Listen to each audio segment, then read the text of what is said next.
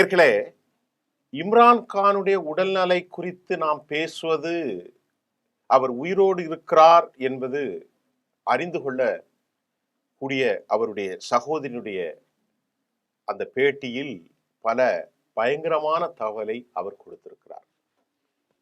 இம்ரான் கான் மரணம் குறித்து வதந்திகள் பரவின. இந்த நிலையில அவர் கொலை செய்யப்பட்டிருக்கலாம் என்று உலகம் முழுவதும் செய்திகள் பரவின. இந்த நிலையில் இம்ரான் கானுடைய சகோதரி டாக்டர் உஸ்மான் கான் சிறையில் தன் சகோதரனோடு இம்ரானோடு 20 நிமிஷம் பேசினார்.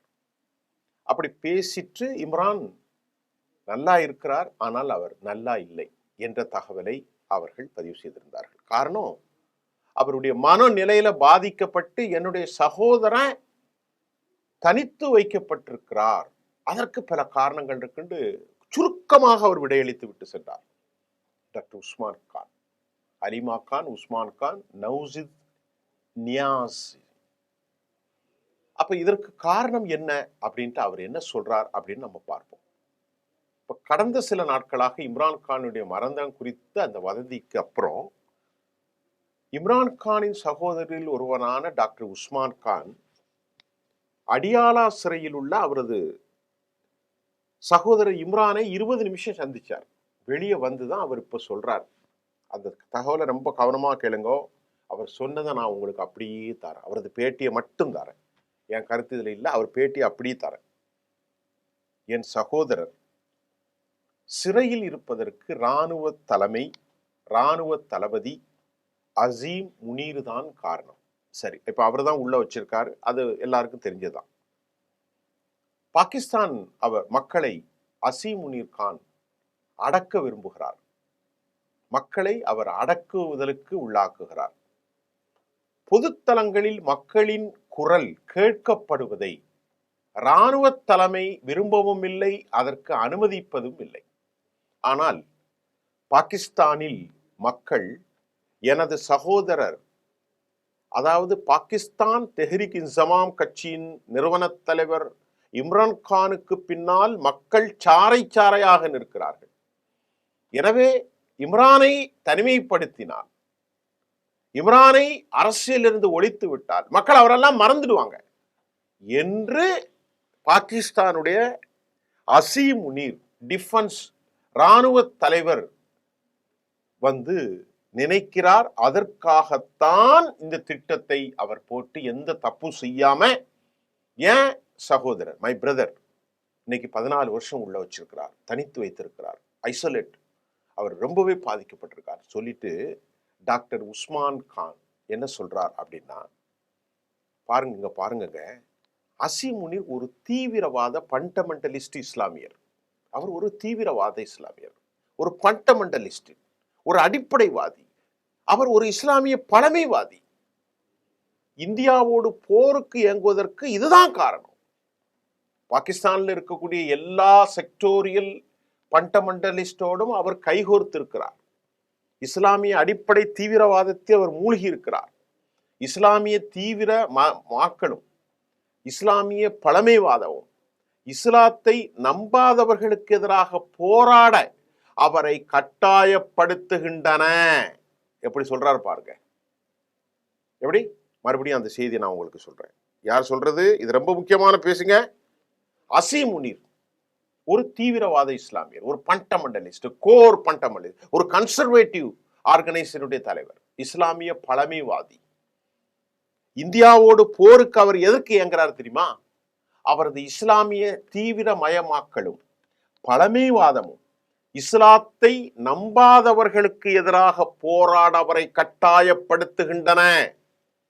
இவர் ஒரு இஸ்லாமிய தீவிரவாதி, அடிப்படைவாதி. இதனால தான் அவர் இஸ்லாமை நம்பாத மக்களுக்கு எதிராக இந்த மாதிரியான அடிப்படைத்துவ கோலியேஷனோடு கைகோர்த்து கொண்டிருக்கிறார். எப்பெல்லாம் இம்ரான் கான் ஆட்சியில் வரும்போதெல்லாம் அவர் எப்போதும் இந்தியாவுடன் கைகோர்ப்பார் அப்படின்னு சொல்லிட்டு அடுத்த செய்தி, ஒண்ணு முக்கியமான செய்திங்க. ஏங்க இந்தியாவோடு என் சகோதரன் கைகோர்ப்பு? இந்தியாவோட மட்டும் இல்லைங்க, பாரதிய ஜனதாவோடு கூட நட்பு கொள்ள முயற்சிப்பதை நீங்கள் காண்பீர்கள். ஒரு தீவிரவாத இஸ்லாமியரான அசீம் முனீர் இருக்கும் போதெல்லாம் எப்போதும் இந்தியாவோடு போர் ஏற்படும். இந்தியா மட்டுமல்லங்க, இந்தியாவுடைய நட்பு நாடுகளும் கூட பாதிக்கப்படும் என்பதை நீங்கள் காண்பீர்கள். இம்ரான்கான் யார் இல்லைங்க, அவர் பாகிஸ்தான ப்ராப்பர்ட்டி. இம்ரான்கான் பாகிஸ்தானுடைய சொத்து. இம்ரான்கான் பாகிஸ்தானின் நம்பிக்கை திலகம். இம்ரான்கான் பாகிஸ்தானின் குரல். இம்ரான்கான் பாகிஸ்தான் மக்களின் விருப்பமான ஒரு தலைவர். அவர் ஒரு டெமோக்ராட்ஸ். அவர் சகிப்புத்தன்மை கொண்டவர். அவர் ஒரு சிறந்த கல்வியாளர். இதைத்தான் அவர் எல்லாம் சொல்லிட்டு இம்ரான்கான் டோட்டலா பாகிஸ்தானுடைய ஒரு சொத்துங்க. அவரை சிறையில் இருந்து விடுவிக்கும் முயற்சியை மேற்கொள்ள மேற்கு நாடுகள் மேற்கொள்ள வேண்டும். இதை அப்படி விட்டுறாதீங்க. இதை விட்டுட்டா என்னுடைய சகோதரனோடு பாகிஸ்தான் ஒரு தீவிரவாத நாடாக மாறிடும். ஏற்கனவே 27வது சட்டத்திட்டத்தை திருத்தியிருக்கிறார். 243வது பிரிவை அவர் அமெண்ட்மெண்ட் கொண்டு வந்து பாகிஸ்தானுடைய ஜுடிஷனரி, பாகிஸ்தானுடைய லெஜிஸ்லேஷன், பாகிஸ்தானுடைய நாடாளுமன்றம், பாகிஸ்தானுடைய சட்ட ஒழுங்கு அமைப்பு, பாகிஸ்தானுடைய இராணுவம், விமானப்படை, தரைப்படை மற்றும் கடற்படை எல்லாவற்றையும் தன் கைகளில் கொண்டு வந்து ரிசர்வ் வங்கி, வங்கித்துறை, தேசிய சொத்துக்கள் முழுவதையும் தன் கரையப்படுத்தக்கூடிய நிலையில் அசீம் கான் பாகிஸ்தானுடைய சட்டப்பிரிவு 27 உட்பிரிவு 243 திருத்தி தான் ஒரு நிரந்தர தலைவனாக ஆகுவதற்கு அசீம் முனீர் கான் முயற்சி செய்கிறார்கள். இதுதான் இதற்கிடையே உலகம் இதில் தலையிடணும்னு அந்த அம்மா சொல்றாங்க. இதற்கிடையே அடுத்தல field marshal general Asim Munir வேண்டுமென்றே ஆப்கானிஸ்தானை வம்புக்கு இழுப்பதாகவும் பாகிஸ்தான் முன்னாள் பிரதமர் இம்ரான்கான் தனது எக்ஸ்தல பதிவில் தெரிவித்திருக்கிறார். அவருடைய எக்ஸ்தல பதிவில் இந்த செய்தியை வெளியே அவங்க போட்டிருக்கிறாங்க. இப்போ உங்களுக்கு புரியும் அப்படின்ட்டு நான் நினைக்கிறேன். பாகிஸ்தானுடைய இராணுவம் எப்போது, நான் ஏற்கனவே சொன்னதாங்க, பாகிஸ்தான் எப்போதும் ஒரு இராணுவ நாடு. ஜனநாயகத்துக்கு அங்கே இடமில்லை. அந்த தேசத்தில் இராணுவம் 33 ஆண்டுகள் ஆட்சி செய்திருக்கிறது. 1958 69 சிக்கந்தர் மிர்சாவுடைய சனாதிபதியுடைய காலத்தில் அய்யூப் கான், 69 71 வரை எஹியா கான், 76களுக்கு பின்பு ஜியாவுல் ஹக், 98 99 2008 வரை பர்வேஸ் முஷரப்.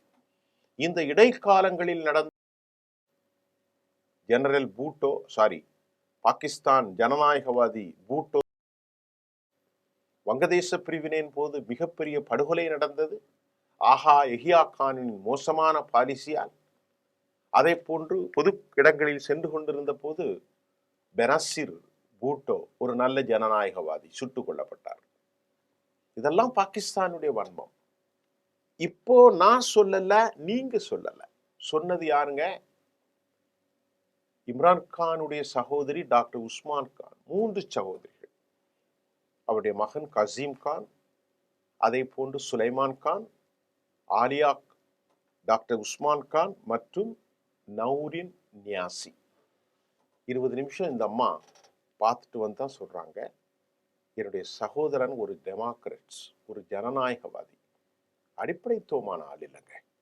இந்தியாவோடு நாங்கள் ரொம்ப நட்புறவங்க சொல்லிட்டு பாரதிய ஜனதாவோடும் அவருக்கு நல்ல ஒரு புரிதல் கூட்டு உண்டுங்க அப்படின்னு அவங்க சொல்றது உலகத்துக்கு ஒரு சாதாரணமான செய்தி இல்லைங்க, ரொம்ப முக்கியமான செய்திங்க அதுல. ஏன்னா தன் சகோதரன் எப்படின்னாலும் தன் குடும்பத்தோடு நெருக்கமாக இருப்பார். அரசியலை தாண்டி சில உறவுகள் குடும்பத்தோடு பகிர்ந்து கொள்ளப்படும். அது சிக்கலான காலகட்டத்தில் தன்னை அறிந்தோ அறியாமலோ வெளியே வந்துரும். ஆக பாகிஸ்தானில் 33 ஆண்டுகள் இந்த கடும்போக்குவாதத்தையும் மத பயங்கரவாதமும் இருக்கிறது என்றும், பாகிஸ்தானில் ஏராளமான அடிப்படை மத பயங்கரவாதிகள் நாட்டை சீர்குலைப்பது மட்டுமல்ல, உலகம் முழுவதும் வன்முறைகளுக்கு காரணமாக இருக்கிற இந்த மத பயங்கரவாதத்தால் உலகம் அழிவதற்கு காரணமாகத்தான் இது இருந்திருக்கிறது. அதுக்கு ஒரு காரணமாக இருக்கிறார். அந்த அம்மா சொன்னதுல 1000 உண்மை இருக்கு. மத நம்பிக்கை தப்பு இல்லைங்க. நீங்கள் ஓரிறைவனை நம்புங்கள், அது தப்பில்லை. பல கடவுளை நம்புங்கள், அதுவும் தப்பில்லை. கடவுள் மனிதனுடைய பாவங்களை மன்னிப்பதற்கு இந்த பூமியில் இரட்சகராக வந்தார், அதுவும் தப்பில்லை. 33 கோடி தெய்வர்கள், அசுரர்கள், எல்லாம் கடவுள், அத்வைத கொள்கை, அதுவும் தப்பில்லை. ஆனா எங்க தப்பு நடக்குது அப்படின்னு பார்த்தா, தான் விரும்பும் ஒரு கலாச்சாரத்தை பிரமக்களின் மீது திணிப்பது, இது மகா பாவம், மகா கொடுமை. அடுத்து மனிதர்களே நிறத்தாலும் இனத்தாலும் மொழியாலும் வர்க்கபேதத்தாலும் கீழானவன் என்று ஒரு டிஸ்கிரிமினேஷனை உருவாக்குறது, சாதியின் பாதை. இவன் எனக்கு கீழ் சாதி, நான் மேல் சாதி, நான் உயர்ந்த மதம். இதை விட கொடுமை இந்த உலகத்துல ஒண்ணு இல்லைங்க. பாகிஸ்தான் அசீம் முனீர் தனது மதத்தை போர் மூலம் அவர் பரப்ப நினைத்தார், வன்முறையை தூண்ட நினைத்தார் என்றால் அது பயங்கரமான தவறு. இன்றைக்கு ஒரு செய்தி சொல்லப்பட்டிருக்கிறது, இந்தியாவோடு மட்டுமல்ல பாஜகவோடும் எனது சகோதரன் நட்புறவாக இருந்த விரும்பினார், உலகம் அவருக்கு உதவி செய்ய வேண்டும் என்று அவர் கேட்டுக்கொண்டிருக்கிறார். ஆனால் அவர் நல்ல நிலையில் இருந்தாலும் நல்ல மனநிலையில் இல்லை. 6 வாரமாக தனித்திருந்தால், 2 வருஷமாக தனித்திருந்தால் ஒரு மனிதனுடைய மனநிலை எண்ணி பாருங்கள், ரொம்ப கவலை குறிக்கிறது. பாகிஸ்தான் முன்னாள் பிரதமர் 23 அக்டோபர்லேருந்து சிறை வைக்கப்பட்டிருந்தார். அவருடைய மனைவி ஜெமீமா கோல்ட் ஸ்மித்துடைய வேண்டுகோளையும் நான் உங்களுக்கு சொல்கிறேன். அவருக்கும் இம்ரானுக்கும் பிறந்த 2 குழந்தைகள் தான், காசிம் கான் மற்றும் சுலைமான். அவங்க சொல்றாங்க, என் கணவர், முன்னாள் கணவர் ஆபத்தான நிலையில் இருக்கிறார். அவரது மகன் காசிம் பேட்டி கொடுத்திருக்கிறார் ராய்டர்ஸுக்கு. நாங்கள் மீள முடியாத துயரத்தில் ஆழ்ந்து விடுவோமோ என்று அஞ்சுகிறோம். அப்படின்னா எங்க அப்பாவுக்கு நீண்ட காலமாக உடல்நிலை பாதிக்கப்பட்டு விடுமோ என்று அஞ்சுகிறோம்.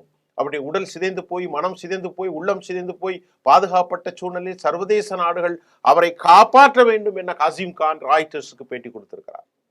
இதெல்லாம் நாம சிந்திக்கணுங்க. உலகத்துல ஜனநாயகம் நிகைத்து இருக்கணும், சர்வாதிகாரம் அழியணும். ஒரு நாட்டுல பிறந்தவன் அந்த நாட்டை ஆளணும், யாரா இருக்கலாம். ஆனா அது ஜனநாயக வழியில இருக்கும். பகுத்தறிவாதத்திற்கு மனிதனை அடக்குமுறைக்கு ஏற்படுத்தக்கூடாது. இதுல உலகம் கவனமாக இருக்கணும். இவ்வளவுக்கும் காரணம் அமெரிக்கா தான். ஏன்னா அமெரிக்காவுக்கு எதிராக இம்ரான்கான் செய்த அந்த வேலை, உக்ரைனுக்கும் ரஷ்யாவுக்கும் நடந்த போரில் ரஷ்யாவிலே விளாடிமிர் புட்டினை சந்தித்தார். அது அமெரிக்காவுக்கு பிடிக்கல. ஆகவேதான் அசீம் முனீர் கான், சபாஸ் போன்றவர்களை அழைத்தார்கள். கசாவினுடைய சீஸ் ஃபயர் கெய்ரோஸ் நடக்கின்ற போது நொபல் பரிசு கொடுக்கணும் திருப்பி திருப்பி கூவினார் சபாஸ். அப்ப உங்களுக்கு தெரியுதா இதன் திட்டம் யார், இதன் பின்னணி யார் என்பது நீங்கள் நன்கு புரிந்து கொள்ள முடியும். இதுதான் இன்னைக்கு இம்ரான்கானுடைய ஸ்டேட்டஸ். மீண்டும் சர்வதேச செய்திகள்ல நாளை பல புதிய செய்திகளோடு உங்களை சந்திக்கின்றேன். நன்றி.